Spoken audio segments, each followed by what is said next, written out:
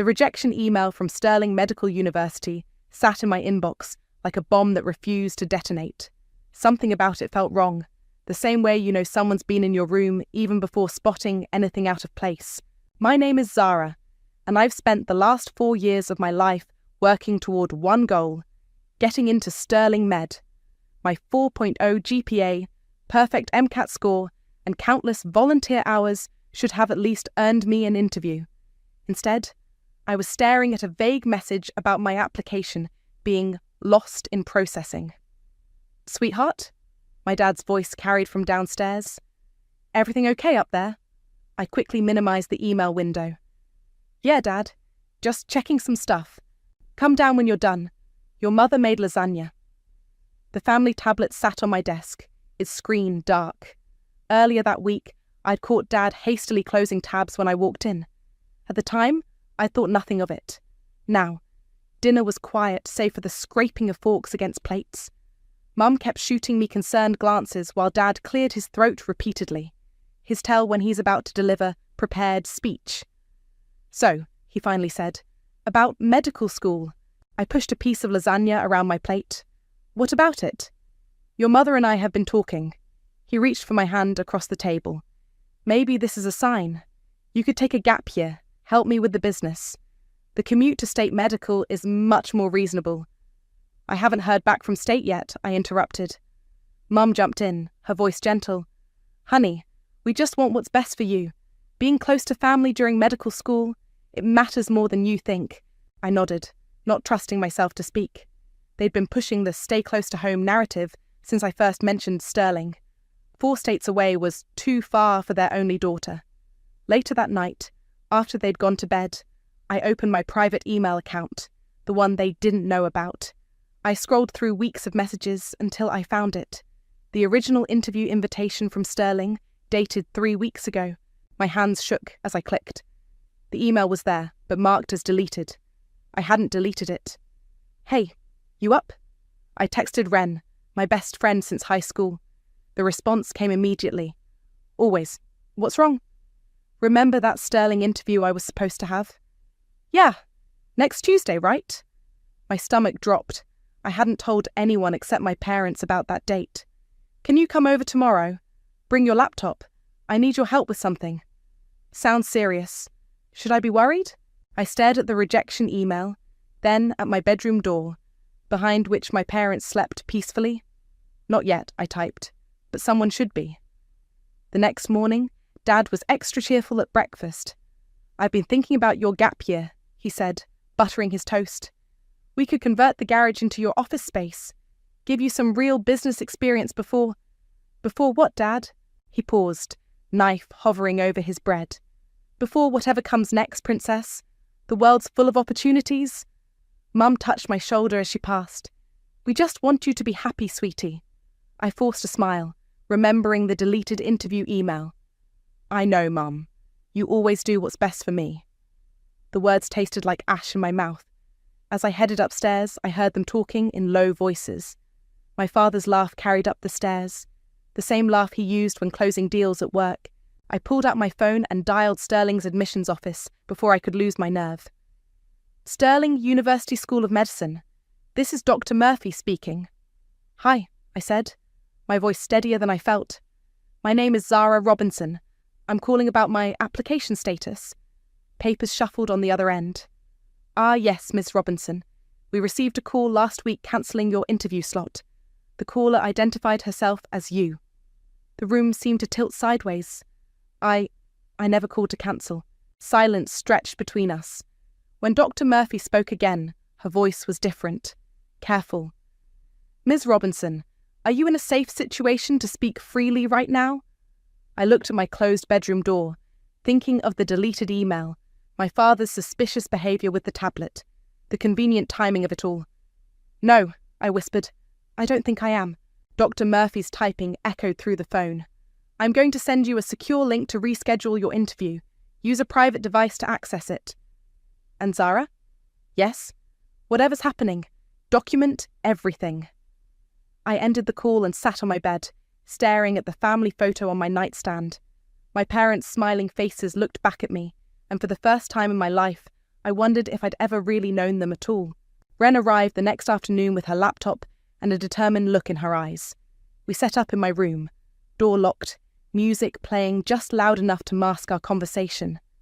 "Show me everything," she said, cracking her knuckles. I pulled up the emails on my phone. "Here's the original interview invitation, and here's the rejection. Notice anything weird?" She squinted at the screen. "The timestamps. The rejection came exactly 3 minutes after your dad asked to borrow your tablet last week. Bingo." Ren's fingers flew across her keyboard. "Let's check the IP access logs on your email account." She paused, frowning. "Zara, when's the last time you logged in from Henderson Public Library?" My heart skipped. I haven't been to the library in months. "Well, someone logged into your account from there last Tuesday, right before your interview was cancelled." The pieces clicked. Dad had a business meeting near the library that day. He'd mentioned being early, killing time before his appointment. "Can you trace the phone call to Sterling?" I asked. "Not directly, but..." Ren pulled up a website. "Your parents' phone records are linked to your family plan, right? And you have access to the account?" I logged in, scrolling through the call history. There it was, a 20-minute call to Sterling's admissions office from my mother's cell phone. "Got you?" I whispered. "What are you going to do?" Before I could answer, footsteps approached my door. I quickly switched tabs to a random YouTube video as Mom knocked. "Girls, I brought snacks." We let her in. She set down a plate of cookies, hovering awkwardly. "What are you working on?" "Just helping Zara with some computer stuff," Ren said smoothly. "You know me, always the tech geek." Mum smiled, but her eyes darted to our screens. "Well, don't work too hard. Oh, and Zara, your father wants to discuss some business proposals at dinner." After she left, Ren turned to me. "Business proposals? They're trying to rope me into Dad's company. Keep me local." I grabbed my phone. I need to call Sterling again. This time I used Ren's phone and went outside. Dr. Murphy answered on the second ring. "Ms. Robinson, I was hoping you'd call back." "I need to know something," I said. "The person who cancelled my interview, what exactly did they say?" "They claimed to be you, citing family emergency and financial concerns. The caller was quite convincing." She paused.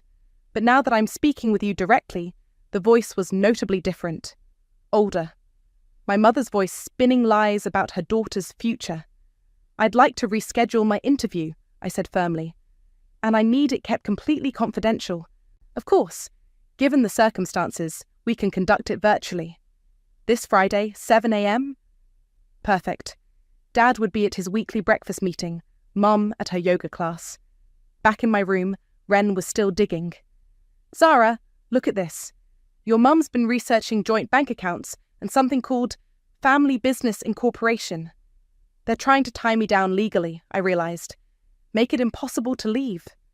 Like they did with your cousin Annabelle." I froze. "What?" Ren turned her laptop toward me. There was a years-old local news article about a family business dispute. In the photo stood my father and a younger woman I barely recognised, Annabelle, before she cut ties with the family. "She tried to leave the business," Ren read. "They sued her for breach of contract." My phone buzzed. Dad calling. "Princess, dinner in 10. I have exciting news." "Be right down," I answered, my voice honey-sweet. After hanging up, I turned to Ren. "I need you to keep digging. Bank records, emails, phone logs, anything you can find, and..." I hesitated. "Can you find Annabelle's contact info? Already on it?" Ren squeezed my hand. "What's the plan?" I thought about the virtual interview, scheduled behind their backs, about the evidence mounting on Ren's laptop, about years of subtle manipulation disguised as parental love. "First, I'm going to ace that Sterling interview. Then," I managed a cold smile, "I'm going to show them exactly what happens when you try to cage someone who's learned to pick locks." "Zara," Mum called from downstairs. "Your father's waiting." I stood, straightening my shoulders.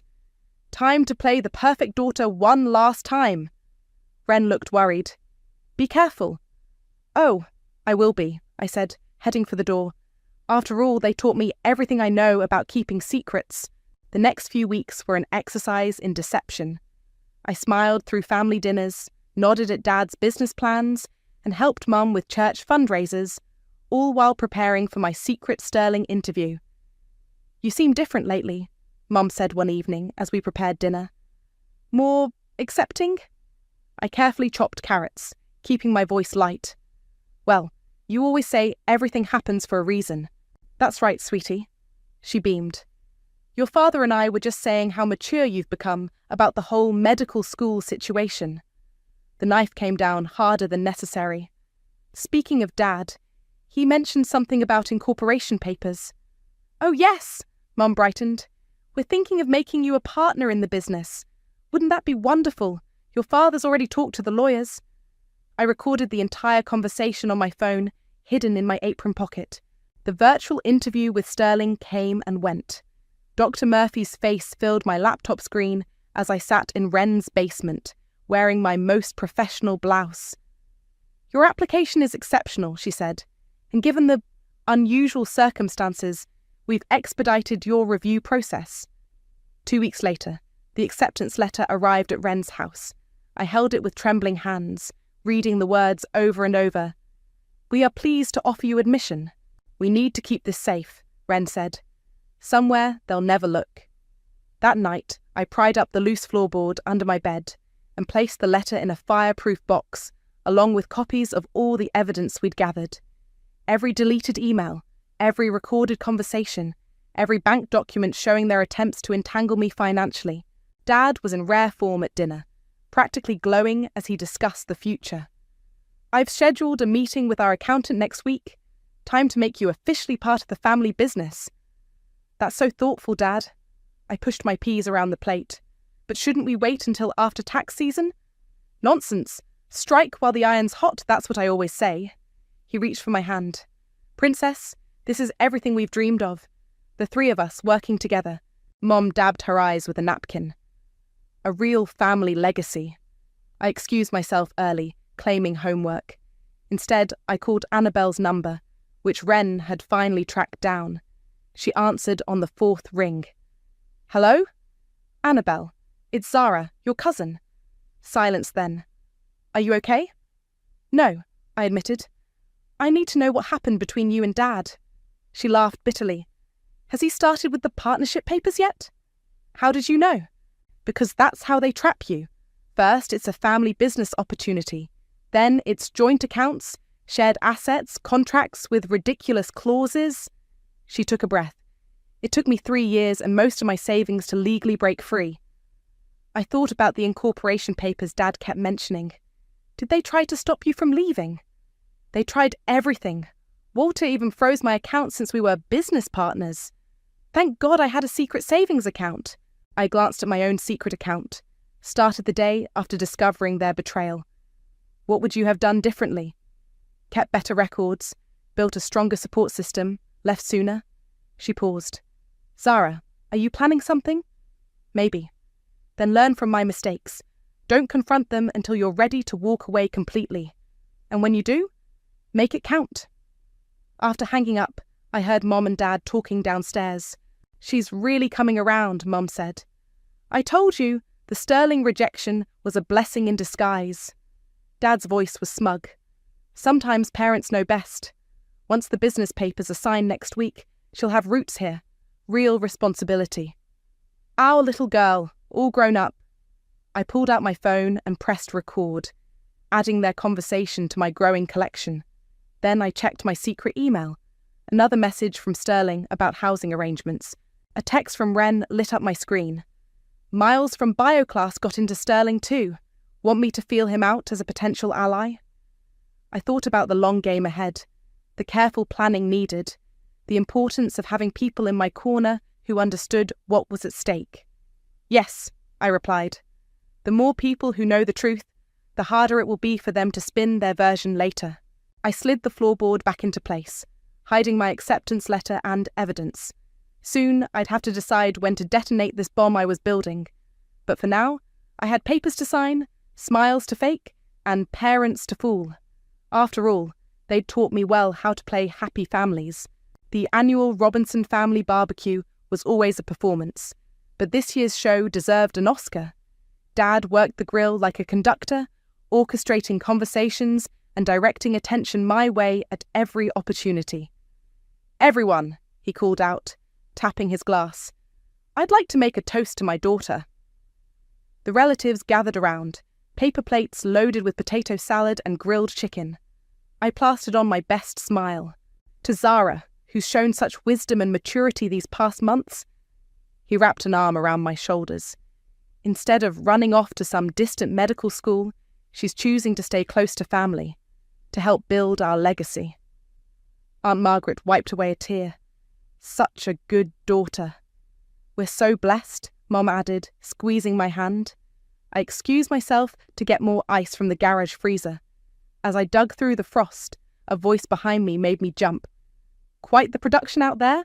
I turned to find a woman leaning against the doorframe. Her dark hair was streaked with purple, her eyes sharp and knowing. It took me a moment to recognize her. "Annabelle." She smiled without warmth. "Surprise, cousin. Thought I'd crashed the party." "Does Dad know you're here?" "Not yet. But his face when he sees me?" She checked her watch. "Should be right about—" "What are you doing here?" Dad's voice boomed from the garage entrance. "Hello, Uncle Walter." Annabelle straightened. "Lovely party, though your toast was a bit heavy on the manipulation." Dad's face reddened. "You're not welcome here. After what you did to this family." "You mean after what I did to your control?" She turned to me. "Has he shown you the partnership papers yet?" "That's none of your business," Dad snapped. "Actually," I said quietly, "he has." Annabelle's eyes met mine. Something passed between us. Understanding, recognition, shared experience. "Leave," Dad ordered, "before you poison Zara's mind with your lies." "Lies?" Annabelle laughed, like the lie about my scholarship being rejected, or the lie about my internship application getting lost. My heart stopped. "What?" "Zara, inside, now!" Dad's voice left no room for argument, but I stood my ground. "What scholarship, Annabelle?" "Full ride to art school in Paris." She never broke eye contact with Dad. Mysteriously fell through right after Uncle Walter offered me the business partnership. Funny how history repeats itself. Mum appeared in the doorway. "Walter, people are asking where you—" "Oh." She paled, seeing Annabelle. "You need to go." "I'm going." Annabelle pulled out a business card, handed it to me. "When you're ready to hear the whole story, call me." After she left, Dad gripped my shoulders. "Princess, don't listen to her. She's bitter, trying to drive a wedge in our family." "I know, Dad." I tucked the card into my pocket. "Family first, right?" He relaxed slightly. "That's my girl." Back at the party, I played my role perfectly. Laughed at Uncle's jokes, helped Mum serve dessert, accepted compliments about my mature decisions. But later that night, I called Annabelle. "Tell me everything," I said. She did. The same pattern: intercepted opportunities, guilt trips, financial entanglements. When she finally broke free, they spread rumours that destroyed her local art career. "They'll get worse," she warned. "The closer you get to leaving, the tighter they'll squeeze." "I'm counting on it," I replied. "Every squeeze is more evidence." "Evidence for what?" I thought about my acceptance letter under the floorboards, about Miles from bio class, now my secret ally at Sterling, about Wren's growing digital archive of their manipulation. For when I show everyone exactly who they really are— Annabelle was quiet for a moment. "Be careful. Their love might be conditional, but their revenge isn't." After hanging up, I heard Mom crying downstairs. Dad's voice drifted up, soothing but stern. "We can't let her near Zara again. We've worked too hard to keep her close." "I know," Mom sniffled. "But what if she tells her about—" "She won't. And even if she does, Zara trusts us. We're her parents." I pulled out my phone, pressed stop on the recording. Another piece of evidence for my collection. A text from Miles popped up. "Found an apartment near Sterling. 2-bedroom. Need a roommate?" I smiled, thinking of Dad's toast about staying close to family, about Mum's tears and Annabelle's warnings. "Yes," I typed back, "but let's keep that quiet for now." The game was getting dangerous, but I'd learned from Annabelle's mistakes. When I finally made my move, There would be no room for recovery, no space for their version of events. Sometimes the best revenge is simply showing people who they really are. Sweetheart, we need to discuss something important. Mum's voice was honey-sweet as she set down a stack of papers at the kitchen table. It's about your future. I looked up from my coffee, noting Dad's presence beside her. They'd cornered me at breakfast. Classic strategy. What's up? Well, Dad began, sliding the papers forward. With you joining the business, we need to update some financial arrangements. Just standard procedure. I scanned the documents, joint bank accounts, shared credit lines, business liability forms, each page a carefully crafted chain. Why do we need all this? I kept my voice curious, innocent. Protection, Princess. For all of us. Dad pointed to various signature lines. This way, everything's properly structured for tax purposes. Mum touched my hand. We're just looking out for you, honey. I took a deep breath, channeling 4 years of theatre club. Could I take these to read over? Of course, Dad beamed. But try to get them back to me by Friday. The bank's expecting us. Later that day, Wren burst into my room, face flushed. You won't believe what I just heard. What? I was at the coffee shop near your mum's yoga studio. She was on the phone with someone. A lawyer, I think. Wren pulled out her phone, playing a recording. Listen, Mum's voice came through clearly. Need everything ironclad before she realizes. No, she doesn't know about the Sterling acceptance yet. Walter handled that. Yes, the business incorporation will make it nearly impossible for her to leave without significant penalties. My hands clenched into fists. They're trying to trap me legally before I can tell them about Sterling. There's more. Wren pulled up her laptop. I did some digging into your dad's business records. Remember how Annabelle said they spread rumours when she left? Yeah? They didn't just spread rumours. They sued her for breach of contract. The documents you're holding, they're almost identical to what they used against her. A text from Miles lit up my phone. Meeting Dr. Murphy tomorrow about housing. Want me to mention anything? Tell her I'm still coming, I typed back. No matter what. Mum called up the stairs. Zara, could you come help me with something? I found her in the living room, surrounded by photo albums. Look what I found. Your first day of school. She patted the couch beside her. As I sat, she flipped through pages of carefully curated family memories. We've always been so close, she sighed. That's why this business partnership is so perfect, keeping the family together. I noticed a bank envelope on the coffee table, partially hidden under magazines. The corner of a new debit card peeked out, a joint account already set up in my name. Mum, I kept my voice steady. Did you open a bank account for me? She flustered slightly. Oh, just a surprise. Your father thought, with the business. Without asking me first? We're family, sweetheart. Everything we have is shared. She squeezed my hand. Don't you trust us? I forced a smile. Of course I do. That night, I called Annabelle again. They're moving faster than I expected, I told her. Joint accounts, business contracts, liability forms. They're scared, she said. They sense you pulling away. What's your exit strategy? I glanced at my acceptance letter, still hidden under the floorboards. I've got one, but I need your help with something first. Name it. Can you introduce me to your lawyer? The one who handled your case? She laughed. Already done. Check your email. The next morning, Dad cornered me before work. Princess? About those papers? Still reviewing them, I said brightly. Want to understand everything before I sign. His smile tightened. Don't take too long. Opportunities like this don't wait forever. Don't worry, Dad. I hugged him, recording device in my pocket, capturing every word. I know exactly how important this is. After he left, I pulled out my phone and dialed the number Annabelle's lawyer had sent. Hello, a professional voice answered. This is Sandra from Legal Aid. Hi, I said, watching Mum sort through more surprise financial documents in the kitchen. I need help protecting myself from my parents. Tell me everything, Sandra replied.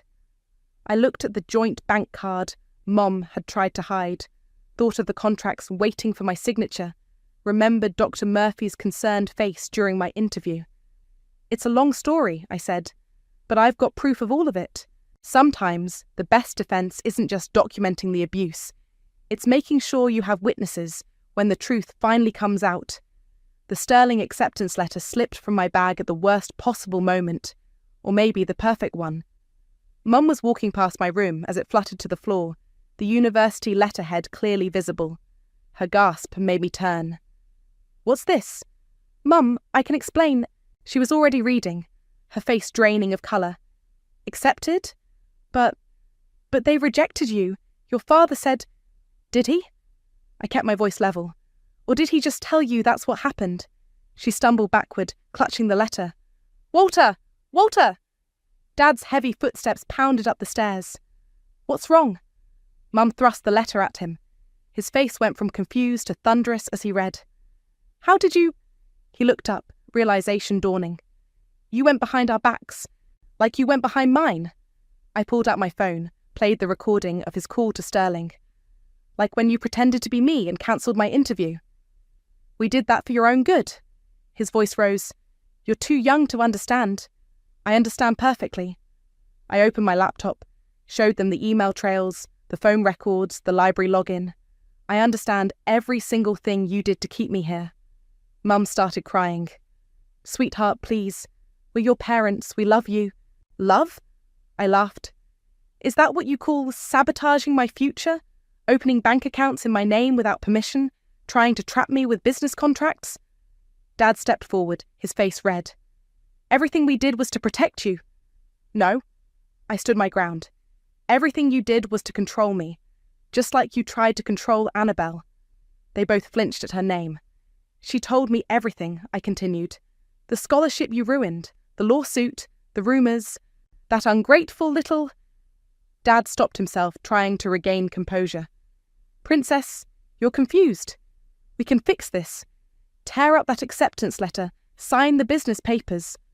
"Or what?" I pulled out more papers, copies of everything I'd gathered. "You'll sue me too? Freeze my accounts? Spread rumours about your mentally unstable daughter?" Mum reached for me. "We would never—" "Really?" I played another recording, her conversation with the lawyer about making it impossible to leave. "Because it sounds like you already planned to." Dad's mask finally cracked. He snatched at my phone, but I stepped back. "Don't bother," I said. "Everything's backed up. Wren has copies. Miles at Sterling has copies. Annabelle's lawyer has copies." "You've been planning this," he whispered. "I learned from the best, Dad. You taught me all about keeping secrets, remember?" He slumped against the wall, the fight draining from him. "We just wanted to keep you close. Safe." "Safe?" I gestured to Mum's tear-stained face, his clenched fists. "Look at yourselves right now. Is this what safety looks like?" Mum tried one last time. "The business, the contracts, are void." I pulled out a letter from Sandra, the legal aid lawyer. "I'm 23. You can't force me to sign anything. We're your parents." Dad's voice cracked. "Everything we have, everything we built, is yours," I finished. "And Sterling is mine." The silence that followed was deafening. Mum sank onto my bed, sobbing. Dad stared at me like he'd never seen me before. "When?" he finally asked. "Classes start next month." I picked up the acceptance letter from where he'd dropped it. "I'm leaving in 2 weeks. You can't—" "I can. I will." I moved toward the door. "And if you try to stop me, everything I have, every recording, every document, every manipulative text, goes public. How would your business partners feel about that, Dad?" His face went pale. "You wouldn't dare." "Wouldn't I?" "After all," I smiled his own deal-closing smile back at him. "I'm your daughter." I left them there, surrounded by the evidence of their own betrayal. Mum's sobs followed me down the stairs. Dad's angry shouts echoed through the house, but my hands weren't shaking anymore. My phone buzzed, a text from Mails. "Apartment's ready when you are." Then Wren. "Just say the word and I'll help you pack." And finally, Annabelle. "You did it. You're free." I looked back up the stairs, where my parents' world was crumbling under the weight of their own schemes. Sometimes the worst punishment isn't revenge at all. It's simply holding up a mirror and forcing people to see themselves clearly for the first time. I walked out the front door, letting it slam behind me. It was time to start packing. The morning I left, Dad stood in the driveway, blocking my car. "You're making a terrible mistake." "Move, Dad." "That car is in my name." I smiled, pulled out my phone. "Actually, I transferred the title last week. Legal aid was very helpful." His face reddened. "You think you thought of everything, don't you?" "I learned from you." I nodded toward the Uber pulling up. "That's my ride." Mum appeared on the porch, still in her robe. "Zara, please, we can talk about this." "We had years to talk about this." I wheeled my suitcase toward the Uber. "You chose to manipulate instead." "Don't you dare walk away from us!" Dad grabbed my arm. "I wouldn't." I looked pointedly at his hand. "Annabelle's recording this from across the street." He released me instantly, scanning the houses. Annabelle stepped out from behind a tree, phone raised. "Hi, Uncle Walter," she called. "Still trying to control everyone?" The Uber driver looked uncomfortable. "Everything okay here?" "Perfect," I said, loading my bags. "My parents were just saying goodbye." Mum started crying, her favourite tactic. "We'll tell everyone what you've done, how you've betrayed your family." "Go ahead." I pulled out a USB drive. "I'll send them this. Every deleted email, every recorded conversation, every forged document. Let them decide who betrayed who." Dad's business mask slipped completely. "You ungrateful little—" "Walter!" Mum grabbed his arm. "The neighbours—" I got into the Uber. Annabelle slid in beside me, still filming. "You'll regret this," Dad called after us. "When you're alone up there?" "She won't be alone," Annabelle said. "She has real family now." As we drove away, I posted the first part of my story on Reddit. "My parents sabotaged my medical school acceptance. Here's how I got revenge." Within hours, it went viral. By afternoon, Dad's business partners were calling. Mum's church friends were sharing concerned messages. Dr. Murphy from Sterling called to check on me. "We've implemented new protocols," she said. "No more application changes without video verification. Your story, it opened our eyes." The local news picked up the story. A reporter contacted me for details. I directed them to the Reddit post and the growing evidence thread. "Your father's requesting a meeting," Sandra, my lawyer, texted. "Should I respond?" "No," I replied. "Let him sweat." Ren helped me move into the apartment near Sterling. Miles ordered pizza for our first night. "Your post has 10,000 upvotes," he said, scrolling through comments. "People are sharing similar stories." My phone kept buzzing with messages from relatives. Some supportive, some angry, all shocked by the truth. "Did you see?" Annabelle showed me her screen. "Dad's business rating dropped 2 stars. Someone linked your Reddit post in the reviews." I almost felt sorry for them. Almost. Then Mum's text arrived. "How could you humiliate us like this? After everything we've sacrificed?" I showed it to Annabelle. She snorted. "Classic. Still making it about them." "Zara," Miles called from the living room. "You might want to see this." Dad had posted a response on Facebook, a carefully worded non-apology about family misunderstandings and parental concern taken too far. The comments were brutal. "Emotional abuse is still abuse," one read. "My parents did the same thing. Lost their retirement controlling me," said another. "Hope your business survives this," posted a local competitor. I closed the app, turned to my new support system. Ren unpacking books, Miles arranging furniture, Annabelle guarding the door like she expected Dad to show up any minute. "You okay?" Ren asked. "Better than okay." I pulled out my Sterling orientation package. "I'm free."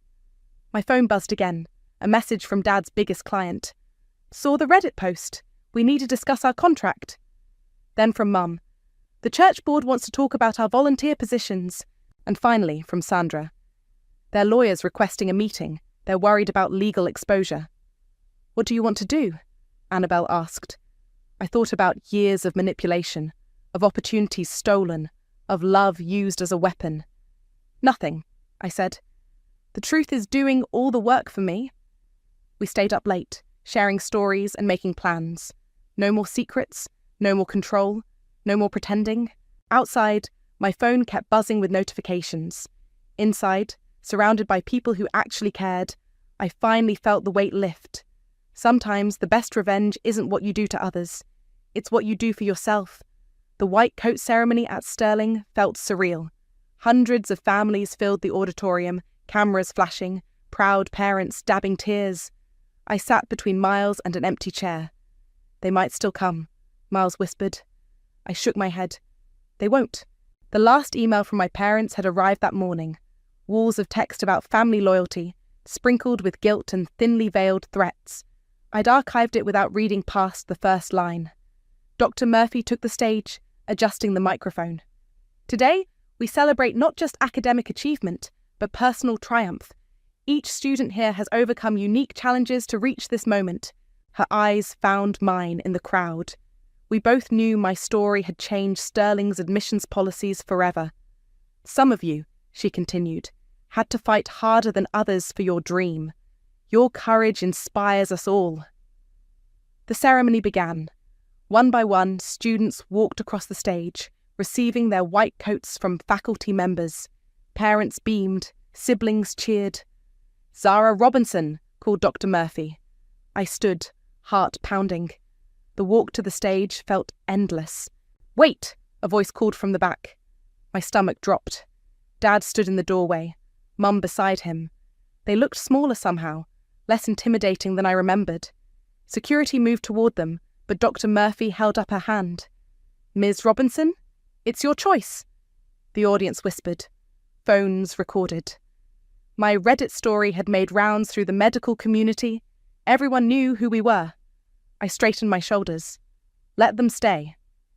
They didn't move closer, just watched from the back as Dr. Murphy helped me into my white coat. As I turned to face the audience, another figure slipped in through the side door, Annabelle, grinning and holding up her phone. "Smile, cousin.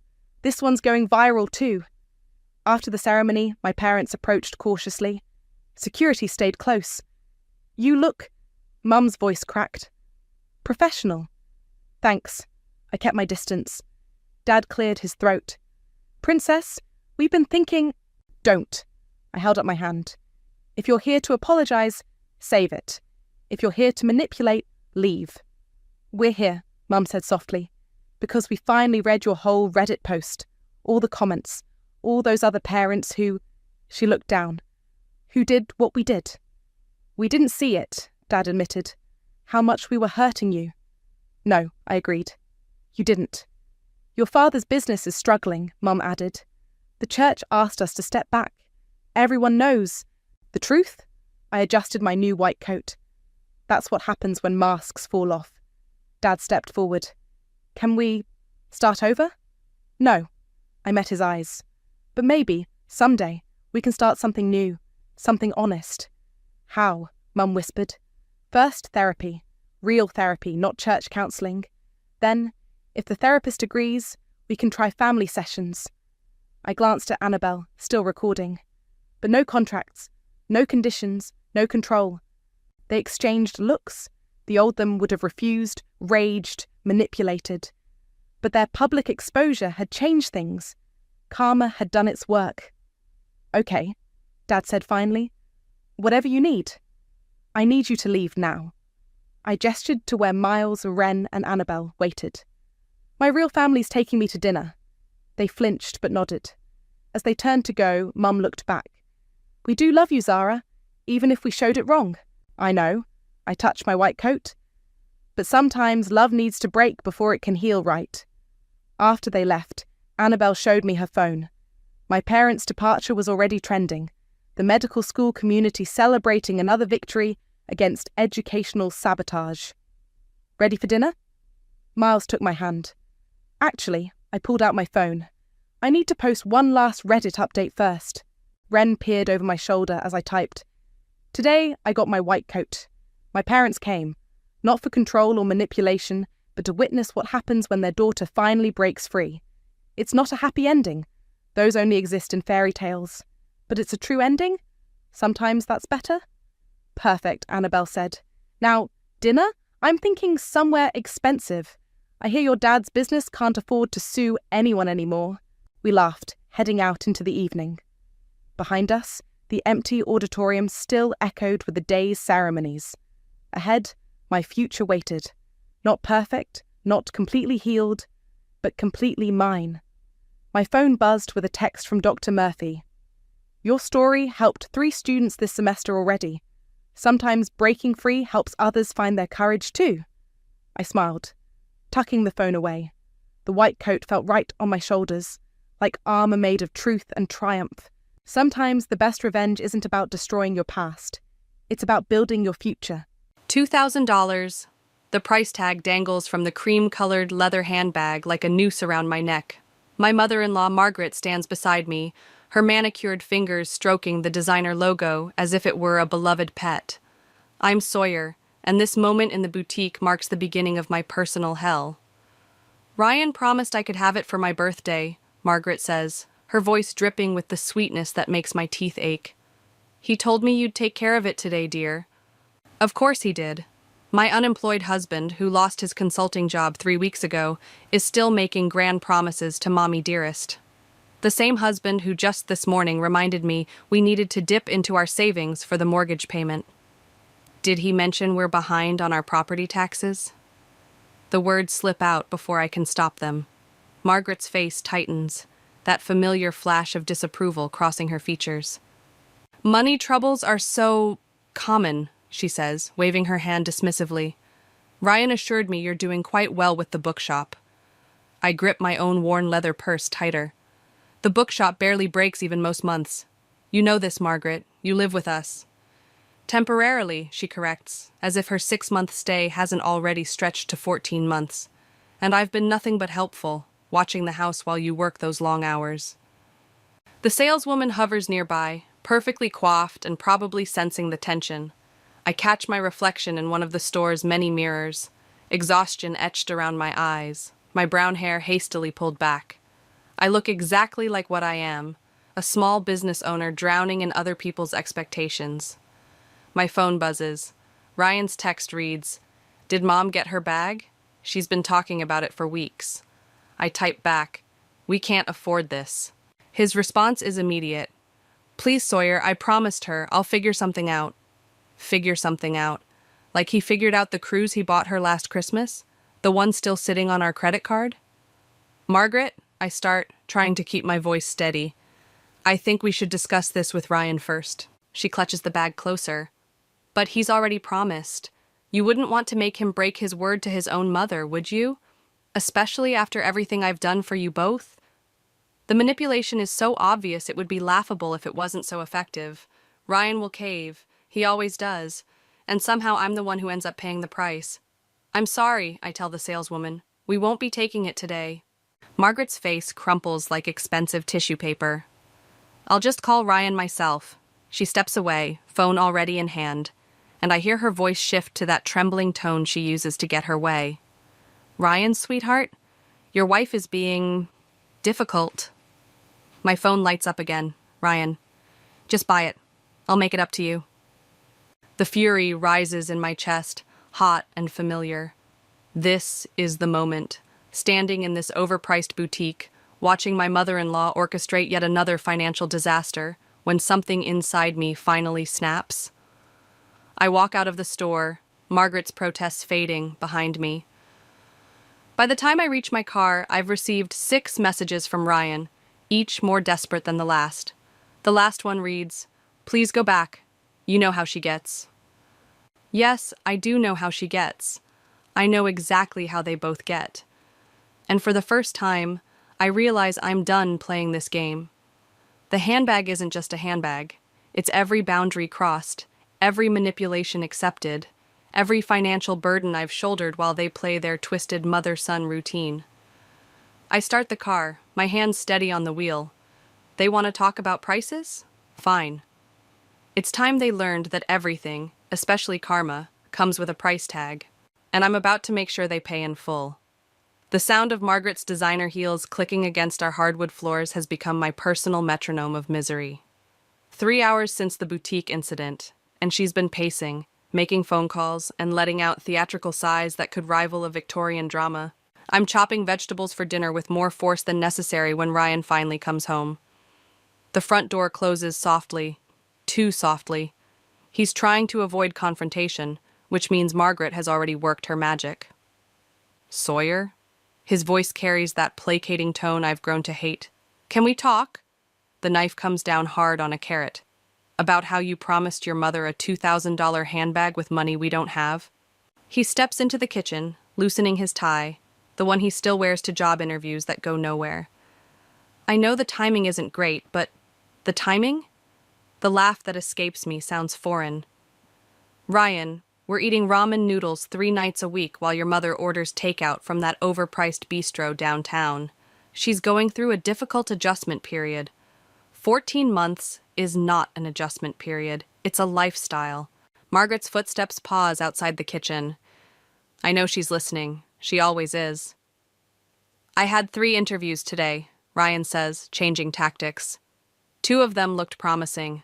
Once I'm working again? Will what? Keep enabling her? Keep drowning in debt while she lives like a queen in our guest room. That's enough. Margaret glides into the kitchen, perfectly timed as always. I won't stand here and listen to you disparage my son when he's trying his best. I set down the knife. Your best? Is that what you call making promises with my money? Our money, Ryan corrects. No. I turn to face them both. My money, my bookshop, my house that I bought before we were married, the house you both seem to forget I own. Margaret's face does that thing where she looks both wounded and superior. After everything I've sacrificed. Sacrificed? The word tastes bitter. Like the sacrifice of using my credit card to buy yourself a spa day last week? Ryan's head snaps up. What? Oh, didn't Mommy Dearest tell you? She borrowed my card for emergencies. Apparently a hot stone massage qualifies. Margaret's composure cracks slightly. I was going to pay you back. With what money? I pull out my phone, pulling up the banking app. Should we go through the list? The restaurants, the shopping, That's private. Margaret steps forward, reaching for my phone. Private? Like the $300 you spent at that boutique last month? Or the wine club membership you signed up for using my card? Ryan's face has gone pale. Mom? She doesn't understand, Margaret says quickly, touching his arm. I've been so lonely since your father passed. Shopping helps me cope. Don't. I hold up my hand. Don't you dare use his death as an excuse for this. The silence that follows is deafening. Ryan looks lost, caught between his mother's manipulation and the truth he can't ignore. Margaret's mask slips further, showing the desperation beneath. I'm making changes, I announce, my voice steady. Starting tomorrow, my credit cards are off limits. No more shopping, no more restaurants, no more... You can't do that to me, Margaret's cry is sharp. Ryan, tell her she can't. I can and I will. I turn back to my vegetables. And if you don't like it, there's a lovely extended stay hotel downtown. Ryan! Margaret's voice rises an octave. Are you going to let her treat your mother this way? I wait, knife poised over another carrot for my husband's response. In the silence, I can hear the years of manipulation, the weight of expectations, the cost of keeping peace. Maybe, Ryan says slowly, we should look at the credit card statements. Margaret's gasp is genuine this time. You're taking her side? I'm not taking sides, Mom. I just think... You never think, she snaps. That's your problem. You let her control everything while I... The knife comes down one final time. Dinner's ready, I announce, cutting through their argument. Though I doubt it's up to your standards, Margaret. Maybe you should order in, on your own card this time. I leave them standing in the kitchen, their reflections distorted in the window above the sink. As I climb the stairs to our bedroom, I hear Margaret's muffled sobs and Ryan's attempts to comfort her. Let them comfort each other, I think. I have accounts to check and plans to make, because this isn't just about money anymore, it's about power, and I'm done giving mine away. The bank statement trembles in my hands as I sit in my bookshop's back office. Numbers don't lie, but people do. And Margaret's lies are spelled out in transaction after transaction, a digital trail of deceit that makes my stomach turn. My brother Caleb leans against my desk, his attorney's eyes scanning the document. $10,000 in 3 months? That's just what I've found so far. I pull up another statement on my computer. Look at these charges. Designer boutiques, jewelry stores, wine clubs, all while Ryan's been unemployed. And these are all from your accounts? My business account. The words taste like acid. The one I gave her emergency access to when she first moved in. For groceries, she said. For household expenses. Caleb whistles low. This could be considered financial fraud, Sawyer. A customer's bell chimes from the front of the store. Through the office window, I watch Emma, my best friend, handle the sale. She's been covering more shifts lately, sensing something's wrong. I trusted her, I say, more to myself than Caleb. I actually believed she was trying to help us through Ryan's unemployment. Speaking of Ryan, Caleb shifts uncomfortably. Does he know? He's too busy defending her to see what's right in front of him. I pull up another document. But this is what really interests me. Look at these transfers. Caleb leans in, frowning. To an account in the Cayman Islands? 3 separate transfers, $5,000 each. My voice stays steady, though my hands shake. I found emails on the shared computer. She's been moving money offshore for months. The shop bell rings again. This time, Margaret herself walks in, wearing a new silk scarf I definitely didn't buy her. She spots me through the window and waves, all innocence and charm. I need to confront her, I say. Caleb grabs my arm. Wait, you need to be smart about this. Get your evidence in order. Protect your assets. She's stealing from me, Caleb, right now, today. I pull away from him. I'm done waiting. I stride out of the office, past Emma's worried glance, straight to where Margaret browses the new releases. We need to talk, I say. She looks up, that practiced confusion on her face. About what, dear? About the $10,000 you've stolen from my business account. The book in her hands drops. Behind me, Emma quietly ushers the last customer out, flipping the store's sign to closed. I don't know what you're talking about, Margaret says, but her voice wavers. I pull out my phone, start reading. 3,000 at Nordstrom, 2,000 at that jewelry boutique downtown, 5,000 transferred to account number. Stop. Her mask cracks. You don't understand. I understand perfectly. You're a thief. I needed it. The words burst from her like she's been holding them back. After Gerald died, the insurance wouldn't pay. There were debts. So you decided to create more? With my money? I was going to pay it back. She reaches for my arm, but I step away. Once Ryan gets a new job, Ryan can barely pay our mortgage. The laugh that escapes me is harsh. But you knew that when you bought those first-class tickets to Miami last week, didn't you? Her face changes, calculation replacing desperation. If you tell Ryan about this, it'll destroy him? Is that what you want? To hurt your husband? Don't you dare try to manipulate this. I step closer, lowering my voice. You have 24 hours to tell Ryan everything, or I will. And trust me, my version will come with bank statements and police reports. You wouldn't dare. Try me. I meet her eyes, seeing real fear there for the first time. 24 hours, Margaret, and then we'll see who destroys whom. She backs away, grabbing her designer purse, probably bought with my money, and hurries out of the store. Through the window, I watch her pull out her phone, presumably to call Ryan. That was intense, Emma says behind me. I turn to find her and Caleb watching me with matching concerned expressions. It's about to get worse, I say, picking up Margaret's dropped book, a self-help guide about overcoming addiction. Much worse. Because I know Margaret won't tell Ryan the truth. She'll spin a story, play the victim, try to turn him against me. But this time, I'm ready. This time, I have proof. And sometimes, revenge is as simple as telling the truth. The manila envelope sits on my kitchen table like a loaded gun. Inside are printouts of every transaction, every transfer, every lie Margaret has woven into our lives. 23 hours have passed since my ultimatum, and the house remains silent, heavy with unspoken accusations. Emma sits across from me, her coffee untouched. Have you heard from Ryan? Radio silence. I trace the envelope's edge. He didn't come home last night. And Margaret? Locked in her room since yesterday.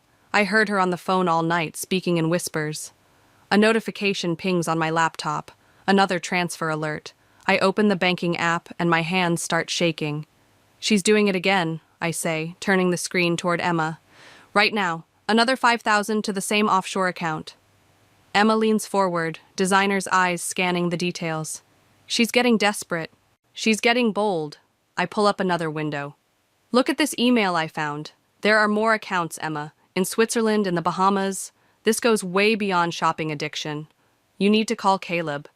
I already did. I closed the laptop. He's drawing up papers to freeze all my accounts, but the banks won't open for another hour. Footsteps creak overhead. Margaret, finally emerging. The stairs groan under her descent, each step measured and deliberate. When she appears in the doorway, she's perfectly put together, as always. Only the slight tremor in her hands betrays her anxiety. "Good morning, dear," she says, voice honey-sweet. "And Emma, what a lovely surprise." "Save it," I say. "Where's Ryan?"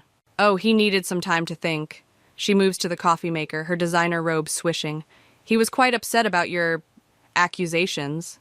"Facts," I correct her. "Bank statements don't lie." She turns, coffee cup poised. "No, but people do.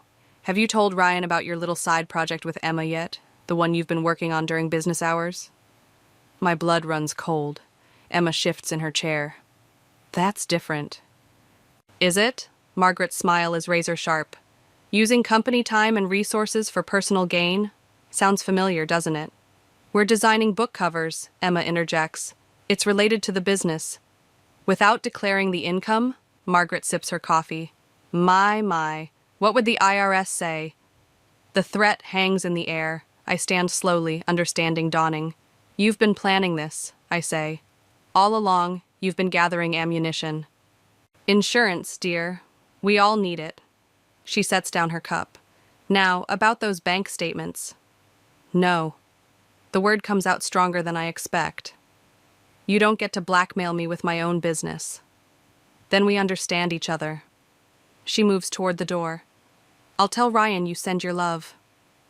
After she leaves, Emma reaches across the table. "Sawyer, get me my phone." My voice sounds distant to my own ears. "I'm calling Caleb again, and the police." "The police?" But she just threatened. "Exactly." I pull out a USB drive from my pocket. And I recorded every word. Emma's eyes widen. "You knew she'd try something like this?" "I knew she'd get cocky." I plugged the drive into my laptop. But she made a mistake. She admitted to knowing about the offshore accounts, on tape. "What about your side business?" "It's legitimate. Declared. Filed." I meet Emma's gaze. "I've been planning too." My phone buzzes, Ryan's name flashing on the screen. For the first time in hours, I smile. "Let the games begin," I murmur, reaching for the phone. Because Margaret isn't the only one who knows how to play the long game. She taught me well, too well. And now it's time to show her exactly what revenge looks like when you push someone too far.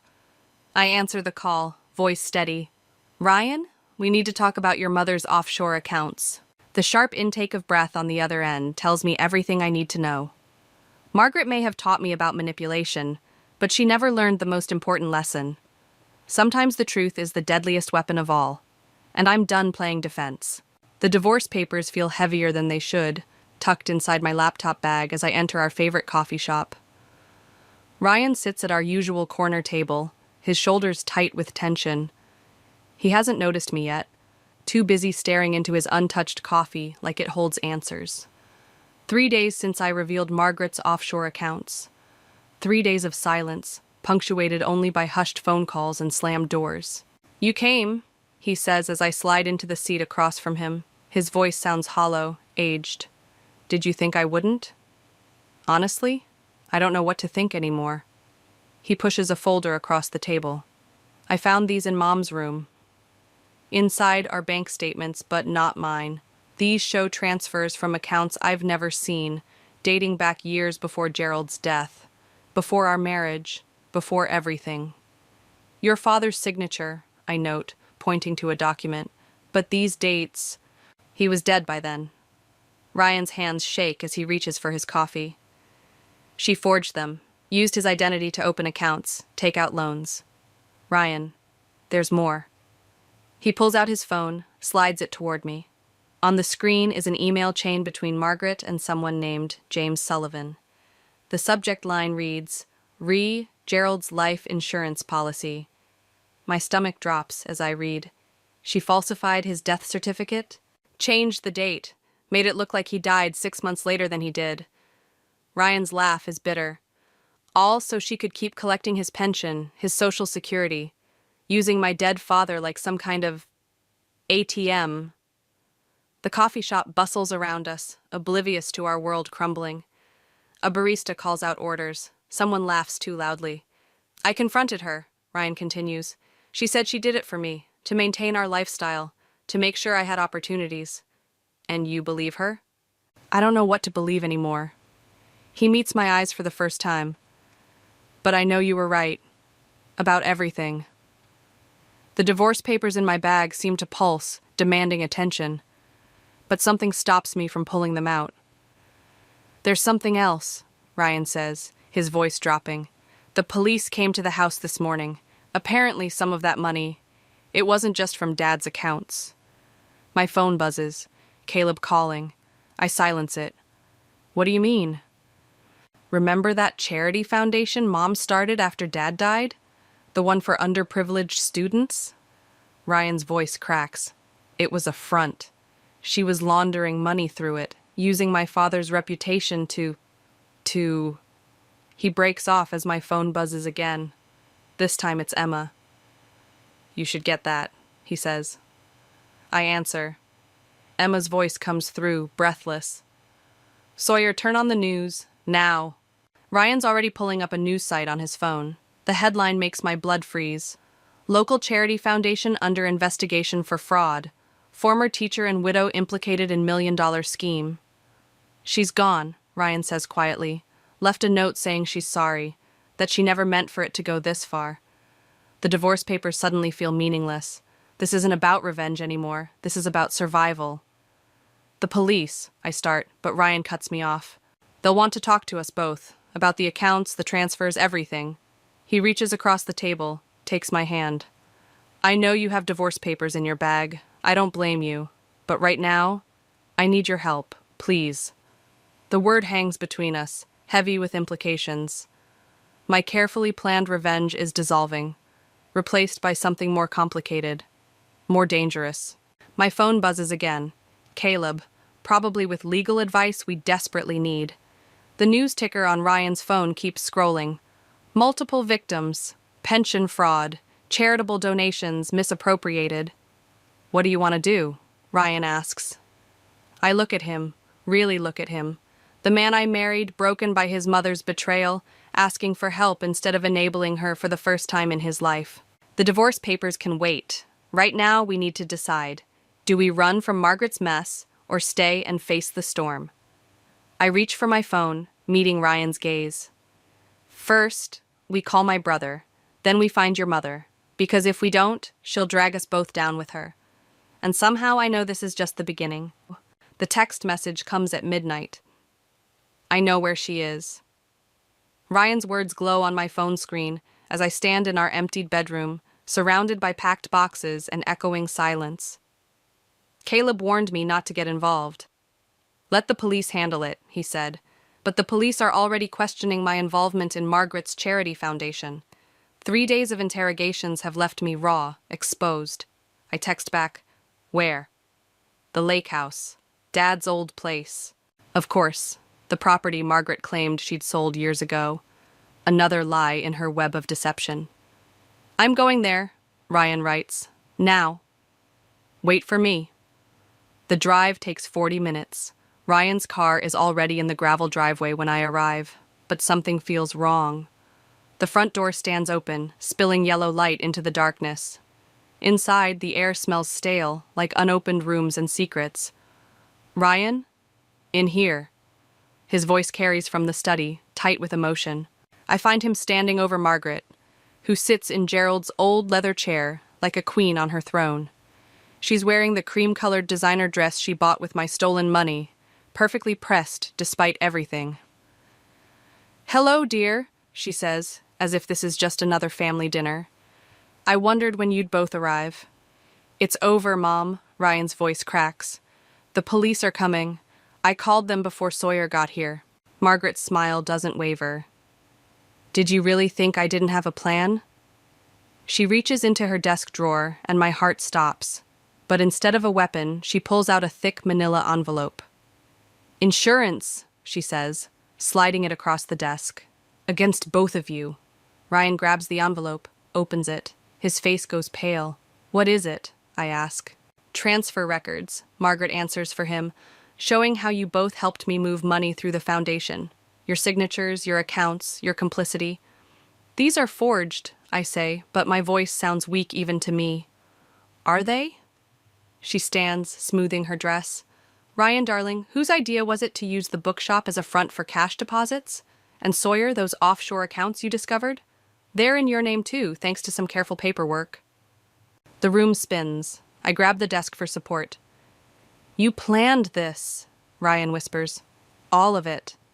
I protected us, Margaret corrects him, like I always have, since before your father died. A siren wails in the distance, growing closer. The police are coming, I say. These forgeries won't hold up. Won't they? Margaret's smile turns sharp. Your brother Caleb helped set up the foundation's legal structure. Emma designed all our materials. Everyone's implicated, dear. Everyone's dirty. The sirens are closer now. Red and blue lights flash through the windows. You have a choice, Margaret continues. Stay and try to explain everything to the police, or... She holds up a set of keys. My car's out back, packed with enough cash to start over, enough for all of us. You're insane, I breathe. I'm practical. She turns to Ryan. Choose, darling, your wife's righteous revenge or your mother's protection. But choose quickly. The front door crashes open. Voices call out, Police! Anyone inside? Ryan looks at me, then at his mother. In his eyes, I see the same lost little boy who always needed her approval. Ryan, I plead, don't! But he's already moving toward Margaret, taking the keys from her hand. I'm sorry, he whispers to me. Footsteps thunder through the house. Margaret's smile widens as she takes Ryan's arm. Last chance, dear, she says to me. Family stands together. The study door bursts open. Officers flood in, weapons drawn. Hands where we can see them. I raise my hand slowly, watching as Ryan and Margaret do the same. But Margaret's still smiling, and I finally understand why. Because in trying to expose her lies, I've become tangled in them. In seeking revenge, I've given her the perfect weapon against me. And now, standing in Gerald's study with police surrounding us, I realize the terrible truth. Sometimes the price of revenge isn't just karma. Sometimes it's everything you have left. The interrogation room's fluorescent lights cast harsh shadows across Margaret's face as she sits across from me, her designer dress replaced by prison orange. 3 days since our arrest, and she still manages to look composed, unbreakable. Sign the confession, I say, sliding the papers across the metal table. Admit what you did to Gerald's accounts. She glances at the documents, then back at me. And why would I do that? Because I found Gerald's real files. The USB drive sits between us like a loaded gun. The ones you thought you destroyed.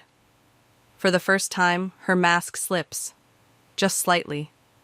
Ryan's outside, I continue. He knows everything.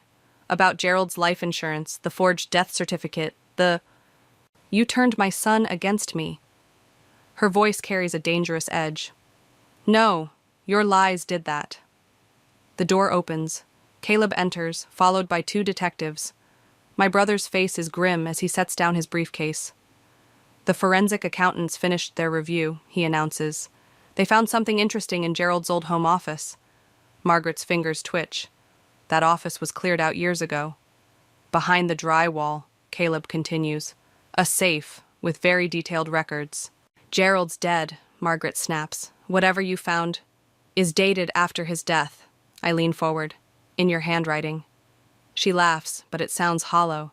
You can't prove... Actually, one detective interrupts. We can. Your husband suspected you, Margaret. He kept records, secret recordings, right up until the day he really died. The color drains from her face. He knew, I say softly, about the money, the fraud, all of it. And he left evidence everywhere. Insurance against you. You're lying, but her voice wavers. Sign the confession, I repeat. Take responsibility, or Ryan sees everything, including the truth about his father's death. Her eyes narrow. You wouldn't. Try me. The door opens again. Ryan stands there, looking older than I've ever seen him. Mom, he says quietly, please. Margaret's composure cracks completely. I did it for you. Everything I did was for yourself. Ryan steps into the room. Dad knew. He tried to stop you, didn't he? That's why. Your father was weak. She slams her hands on the table. He would have ruined everything, our status, our life. Did you kill him? The question hangs in the air like smoke. Margaret's face goes completely white. Ryan, darling, answer the question.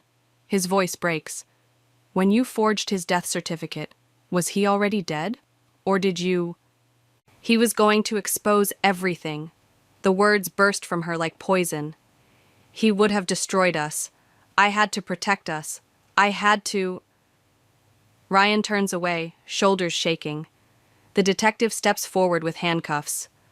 Margaret Thompson, you're under arrest for the murder of Gerald Thompson. I stand, my legs unsteady. This was supposed to be about revenge, about justice for her financial crimes. Not this. Never this. Sawyer! Margaret's voice stops me at the door. You think you've won? You think this makes you better than me? I turn back. No, it makes me different from you. That's enough. Outside the interrogation room, Ryan leans against the wall, tears streaming down his face. When he looks at me, I see something I've never seen before. Freedom. The divorce papers, he says. Do you still have them? I nod. Good. He straightens up. Because I need to start over, without her shadow, without her lies. Ryan. Thank you, he cuts me off, for showing me the truth, even when I didn't want to see it. The detective emerges, leading Margaret away. She holds her head high, but her eyes tell a different story. The story of a woman who destroyed everything she claimed to protect. As they pass, she whispers, Karma's a patient enemy, dear. I watch them disappear down the corridor, Ryan's words echoing in my mind. Starting over. Maybe that's what this was always about. Not revenge, but resurrection. The chance to build something new from the ashes of necessary destruction. I pull out my phone, text Emma. It's done. Because sometimes the greatest revenge isn't in destroying someone else's life. It's in reclaiming your own. The cream-colored handbag sits on my desk at the bookshop, price tag still attached. Margaret's final purchase request, the one that started everything. Emma watches as I lift it, feeling its weight one last time. What are you going to do with it? She asks. Through the shop window, autumn leaves scatter across the sidewalk. The store's been closed for inventory, but really, I needed space to sort through more than just books. Return it, I say, placing it in a shopping bag. Some things aren't worth keeping. My phone buzzes, a text from Ryan. Signed the papers, they're with Caleb. Simple words marking the end of a complicated story. I don't reply. The website launches tomorrow, Emma says, changing the subject. She pulls up our new digital storefront on her laptop. Online rare book sales. Who knew your obsession with first editions would turn into this? I manage a smile. Better than offshore accounts. The bell above the door chimes. Caleb enters, holding a manila envelope and a newspaper. Thought you might want to see this, he says, handing me the paper. The headline reads, Local teacher pleads guilty in fraud case. Below it, a smaller headline, Murder investigation ongoing. She took the deal? Emma asks. 20 years. Caleb sets the envelope on my desk. The divorce papers are inside, and something else, from Gerald's safe. I open the envelope, pull out an old leather journal. Inside, Gerald's handwriting fills the pages with dates, amounts, observations. But on the last page, there's a letter addressed to Ryan. Have you read it? I ask Caleb. He shakes his head. That's not my place. I text Ryan. Found something of your father's. Your choice if you want to see it. His response comes quickly. Bring it to the lake house tomorrow? You don't have to go, Emma says. Yes, I do. I tuck the journal away. Some stories need proper endings. Caleb picks up the shopping bag with the handbag. I'll return this for you. No, I take it back. I need to do it myself. After they leave, I walk through my shop, running fingers along book spines. Each volume tells a story of survival, of change, of consequences. Like the rare first editions I've collected, some things become more valuable after weathering time and trauma. My phone buzzes again. A message from an unknown number. Margaret. Karma works both ways, dear. Remember that. I delete the message without responding. She's right, in her way. Karma does work both ways, but so does healing. The shop bell chimes again. A teenage girl enters, looking lost. Can I help you? I need a book, she says hesitantly. Something about starting over. I study her face, young, but with old eyes, like Ryan's, when he finally saw the truth about his mother. I think I have just the thing. I lead her to a shelf, pull down a volume. Not a first edition, but something better. A story about redemption, about building something new from broken pieces. How much? She asks. Take it, I say. Sometimes we all need a new story. After she leaves, I pick up my phone, type one last message to Ryan. I'll bring the journal tomorrow, not for closure, for understanding. His reply comes as I'm locking up. Thank you, for everything. I place the handbag in my car's trunk, next to a box of Gerald's journals. Tomorrow, I'll return one and deliver the other. Two endings, neither quite what I expected when this all began. Because revenge isn't always about destruction. Sometimes it's about reconstruction, about taking broken truths and building something honest from the pieces. I start my car, watching the bookshop's lights dim in my rearview mirror. Margaret's words echo in my mind. Karma works both ways. Yes, it does, but so does freedom. And sometimes the best revenge isn't in getting even,